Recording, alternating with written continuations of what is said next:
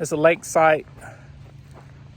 We got 50-year flood behind me contour, and we also got a 100-year flood contour here, which is that stake back behind me. But anyway,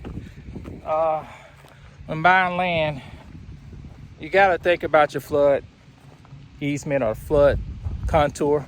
So knowing where your flood contour is probably very important. It's gonna save you flood insurance.